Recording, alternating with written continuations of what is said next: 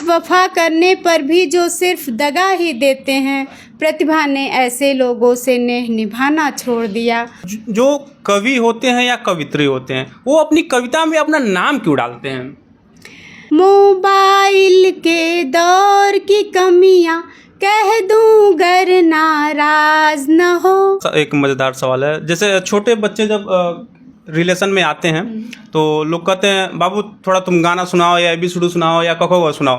क्या आप भी अगर कहीं जाती हो, चाहे रिलेशन में या कहीं और, तो लोग कहते हैं यार मज़ा नहीं आ रहा है, ए प्रतिभा थोड़ा सा कुछ तुम ही सुनाओ, क्योंकि तुम कवित्री हो तो थोड़ा सा कुछ सुनाओ। आपके साथ भी कुछ ऐसी घटनाएं घटती जी, हैं? ऐसी को पिज्जा बर्गर जैसी चीजें बहुत लुभाती हैं, और संचालक के दौरान जो नोक-झोंक होती है, और वो भी सिर्फ प्रेमपूर्ण बातों को लेकर के बच बचा कर जी रहे हैं। जो नज़र कानून से वो भजन करते मिले हैं मंदिरों में आजकल। स्वागत है आपका हमारे चैनल बेबाक गोरखपुरिया में। मैं हूं अनिल कुमार राय। आज हमारे साथ गोरखपुर की सुप्रसिद्ध कवित्री प्रतिभा गुप्ता जी हैं। हम इनसे बात करेंगे। स्वागत है आपका हमारे चैनल बेबाक गोरखपुरिया में। जी, प्रणाम। चूँकि आप महिला कवित्री हैं, तो मेरा पहला सवाल आपसे यही रहेगा कि महिला होने के नाते क्या आपको कभी भी ये चीज़ फेस करने को मिला कि हाँ आप इन चीज़ों में न जाएं? नहीं, ऐसी अड़चनें तो मेरे सामने नहीं आई। हाँ, लेकिन मैं शादी के बाद से ही जूझते आई हूँ और कि मैं पढ़ाई के क्षेत्र में आ जाऊँ। तो उसके बाद मैंने लिखना शुरू किया रचनाओं को। जो सामाजिक परिदृश्य है उस पर मेरी रचनाएं चलती रहती हैं। चूँकि आप कवित्री हैं तो हम चाहेंगे कि आपका जो सबसे पसंदीदा कविता हो या रचना हो, जो भी हो, एक बार दर्शकों को आप ज़रूर सुनाएं। मेरी रचना सबसे पहले जो मैं लिखी वो पर्यावरण पे है।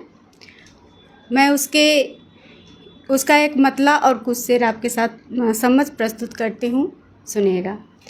नन्ही चिड़िया तुमने भी छज्जों पर आना छोड़ दिया, नन्ही चिड़िया तुमने भी छज्जों पर आना छोड़ दिया, दम घोटू दुनिया से शायद आस लगाना छोड़ दिया। इठलाती इतराती धरती पर स्वच्छंद विचरती थी, चोंच मिलाकर चूं चूं कर तुमने बतियाना छोड़ दिया।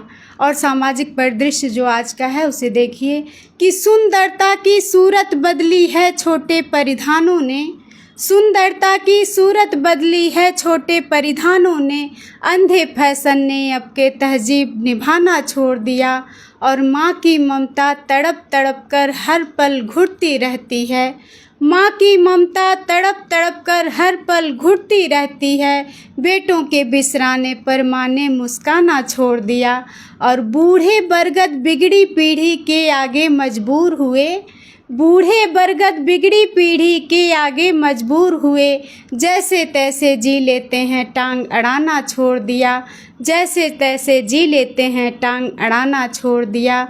और लाख वफा करने पर भी जो सिर्फ दगा ही देते हैं, लाख वफा करने पर भी जो सिर्फ दगा ही देते हैं, प्रतिभा ने ऐसे लोगों से नेह निभाना छोड़ दिया, प्रतिभा ने ऐसे लोगों से नेह निभाना छोड़ दिया।